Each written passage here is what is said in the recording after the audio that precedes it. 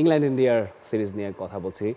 দেখুন, অভিষেক শর্মা সেঞ্চুরি করেছেন, আমরা ম্যাচ সামারিটা দেখেই তারপরে ডিসকাস করতে চাইব। প্রথমে ব্যাট করে 247 রান ইন্ডিয়া করেছে, সেখানে অভিষেক শর্মা 135 রান করেছেন 54 বল খেলে, 17 বলে 50 করেছেন তিনি।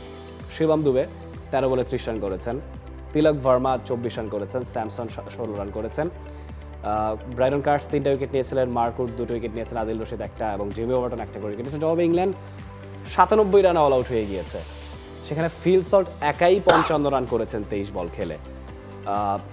মোহাম্মদ শামি অনেকদিন পর খেলতে এসেছেন, 3টা উইকেট তিনি নিয়েছেন। অভিষেক শর্মাই আবার 2টো উইকেটও নিয়েছেন।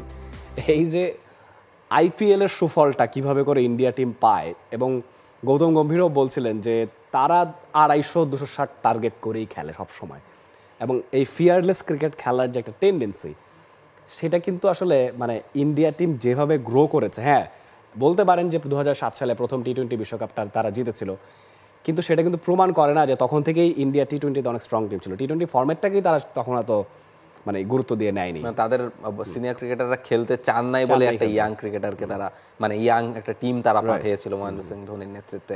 এখন তারা কিন্তু ইয়াং প্লেয়ারদের উপরেই ভরসা রাখে। মানে এইটাই আসলে ওয়ার্ল্ড ক্রিকেটের পর একটা স্ট্যান্ডার্ড তৈরি করে দেয় যে আপনারা আসলে এই ফরম্যাটের ক্রিকেটটা একটু ইয়াং এনার্জেটিক যারা আসলে ওই অ্যাটাকিং ক্রিকেটটা খেলতে পারেন তাদেরকে দিয়েই খেলাতে হবে। যেই ধ্যান ধারণা থেকে মনে হয় আমরা যেটা 2007 সালের পরে ইন্ডিয়া বুঝেছিল বা ওয়ার্ল্ড ক্রিকেট বুঝেছিল, আমাদের বুঝতে বোধহয় অনেক বেশি দেরি হয়ে গেছে। আমরা হয়তো বা এখনো চিন্তা করি যে দলে 2-3 জন সিনিয়র ক্রিকেটার থাকলে বা সিনিয়র ক্রিকেটার থাকাতে তো আপত্তি নাই, আপত্তির জায়গাটা হচ্ছে যে আপনার টি-20 ক্রিকেটের ভাইব ম্যাচ করতে পারছেন কিনা, তিনি আসলে টিমের সাথে কম্বিনেশন মেলাতে পারছেন কিনা, অ্যাটাকিং ক্রিকেটটা তিনি খেলতে পারছেন। এই যে 240+ রান যে ইন্ডিয়া করলো, সেই রান কি আমাদের বাংলাদেশ দলের ব্যাটাররা কোনোদিন করতে পারবেন না? সেই জায়গাতে আপনি ভাবেন কিনা তারা নিজেদের সামর্থ্যের উপর আস্থাটা রাখেন কিনা যে আমরা 240+ করতে পারবো, সেটাও একটা ব্যাপার। আগে তো বিশ্বাস করতে হবে আপনাকে যে আপনি অবিশ্বাস্য কাজকর্ম করতে পারবেন। এটা করার জন্য আপনাকে বিপিএল এ রেগুলার এই রানটা করতে হবে।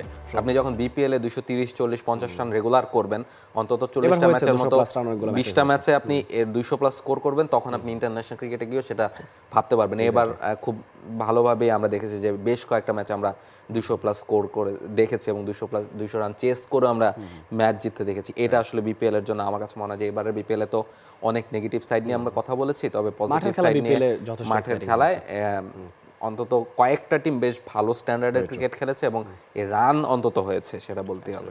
বাংলাদেশ প্রিমিয়ার লিগ 2025, 7টি দলের জমজমাট লড়াইয়ে মাতবে পুরো দেশ। দেখতে চোখ রাখুন টি স্পোর্টস নেটওয়ার্কে।